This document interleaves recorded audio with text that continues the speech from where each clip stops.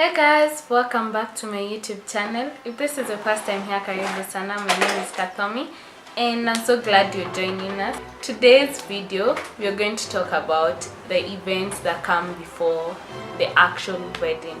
So obviously, if you're going to do just a traditional wedding, then just a few events come before that.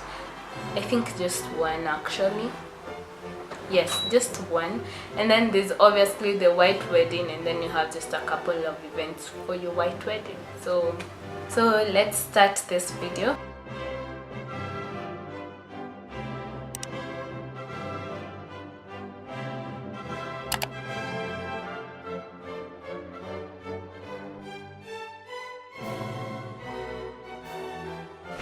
So the first event that comes before your wedding is the engagement party. So he's proposed and you're finally engaged. Obviously you're so happy. Probably your friends were there and you've posted your photos on social media, you've told your family, you've told your friends, blah blah blah. So you want to have an engagement party, and the purpose of having an engagement party is sort of to announce that you guys are now finally engaged in a type of formal way, just to celebrate the new chapter of your life with your better half, with now including your family and your close friends, and you just meet up and have a good time. So when planning an engagement party, you need to set a date. So you need to have that in mind. You need to know it's going to be on this date, and then you need to know it's going to be at this time, and you need to know it's going to be at this place. That way it makes it easier for you to have all those details during the planning, like when you're getting food, when you're getting suppliers, when you're getting all those things that you need for the party. It makes it easier. Second of all, it makes it easier for your guests to come, as in to plan their day accordingly. They know that the party is going to be on 30th of June, and it's going to be from 7 p.m. to 12 a.m. something like that, and it's going to be at, it's the location at where, tell me. It's going to be at Safari Park. Let's say it's going to be at Safari Park, and we're just meeting to eat and drink and have a good time. The next ceremony that comes after the engagement party, I would say, is a traditional wedding. So if you're from Africa, and I'm just speaking mostly if you're Kenyan, I know most Kenyan communities do have the traditional type of wedding. For Kikuyus and Merus, we call it Rurasho, and then other communities have a specific name. I just don't know the name, but if you know what Rurasho is, or if you've had Rurasho, you know it's a traditional wedding. So what happens is the family of the groom goes to negotiate the bride, not to negotiate, they go to pay the bride price. So they go to the bride's home, and they pay the bride price, and after they pay the bride price, there's obviously drinking and celebrating the new wedding, the new marriage. So obviously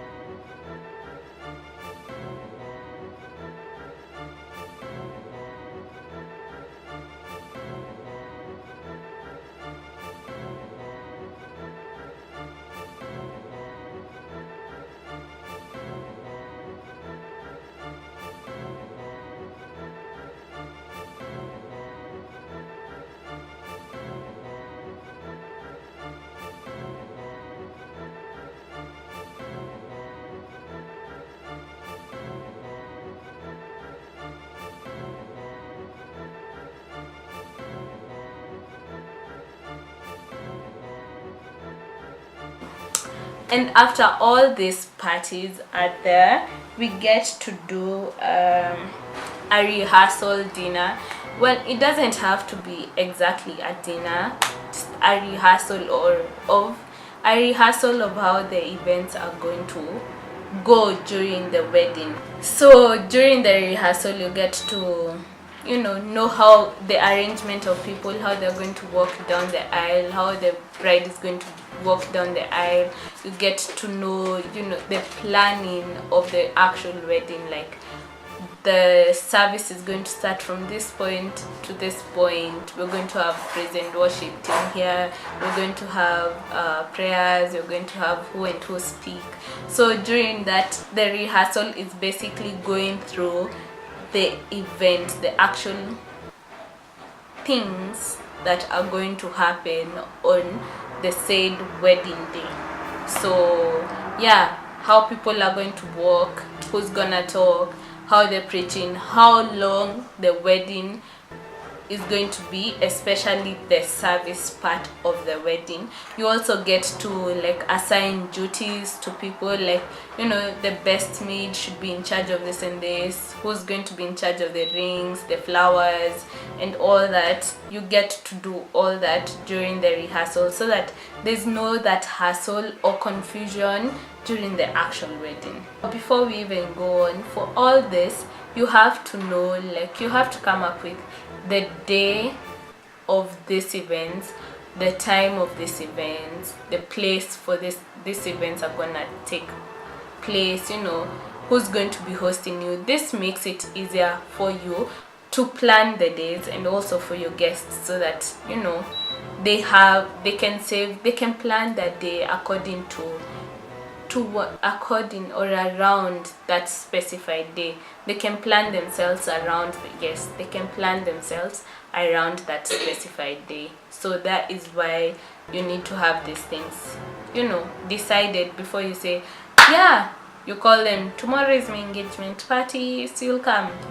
Not everyone is free tomorrow. So, and if it's someone who's really important and you want to celebrate this time with them, you need to talk to them about this and give them a date way before the actual event happens. So now we've come to the wedding, and obviously you've already decided to have this day. You've already decided the place, the time, the venue. So you already have that in mind. You've already sent it to people, and this is a very, very important time. So if you're not the bride, your work is to make if you're not the bride or the groom, your work is to make their life easier on this day. So just make sure the wedding just flows nice and simple, and you have a good time. So if you plan ahead and you have your budget set and everything, it's going to be a smooth flowing event. But if you just go I'm just going to my wedding, you need to know, are your suppliers coming? Is your caterer going to show up? Is the guy in charge of the tents, are they up? So before the wedding, these are things that you need to know. Also, the reception, you need to have a way of how the things are going to flow during your reception. What time guys are going to arrive at the reception, what time food is going to be served, what time is it time for people to dance, what time, the best part of the wedding, what time are people going to be cutting cake. So you obviously need to set a time for all these events for them to be smooth flowing. Yeah. So you guys, that is it for this video, and I hope you guys enjoyed this video. If you did, give it a thumbs up, and if you haven't yet, please subscribe and press the notification button so that you always get notified when I upload a new video. Don't forget to share as well, and I will see you guys on my next video. Bye.